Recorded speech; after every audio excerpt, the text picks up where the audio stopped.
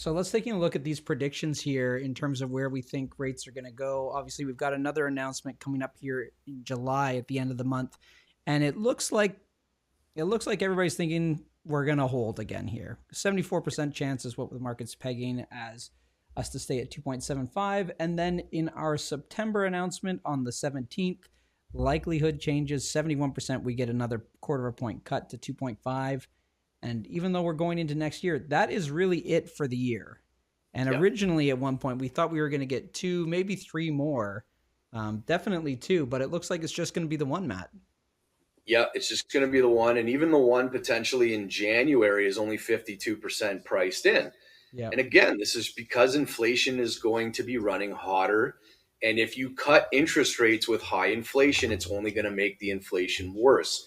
Um, and ultimately, too high of inflation, they need inflation to get out of this mess. Like, it doesn't matter what they tell you, It's number coming. one. But number two, if it gets too carried away, it'll significantly hurt, the bottom portion of our society because they don't own assets. They don't own anything that will appreciate with that appreciation of the currency, and that will ultimately uh, it'll ultimately drive people to the streets with the pitchforks. So Push the there's gap too, quite the right? balance that they have to keep here.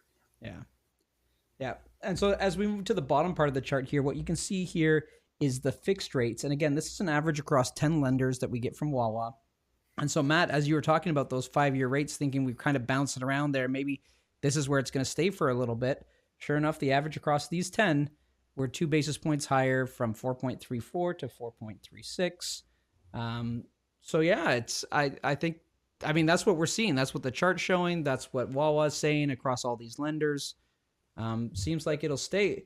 Interesting enough, they are dropping. It looks like some of the 1 year and 2 years, at least The in one terms of years and the 2 years are dropping, um, yeah, just because it's shorter term debt or borrowing. yeah, But ultimately, it's the 4 or 5. Like, these are where people kind of want to be the most. That's starting to stagnate. Okay, sure, 1 year fixed dropped 12 basis points, but it's still still yeah, 5.64 compared to your 4.34.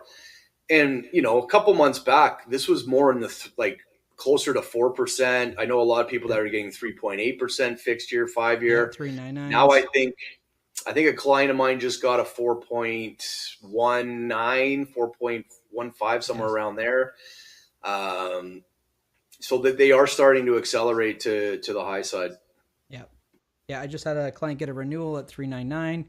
And Matt, it's interesting. The variable is still looking on average again is looking higher than those 5-year fix for the time being. So those early days of the variable always being the better route is just not Yeah, looking like it's happening, and especially if we're only getting one more cut. yeah, It'll be interesting to see what that looks like, and I think we're long overdue to get our good allied resource there, Nicole Ferrugia, our mortgage broker specialist, to come on the show and have a quick chat with us because yeah. it's just a good check-in point.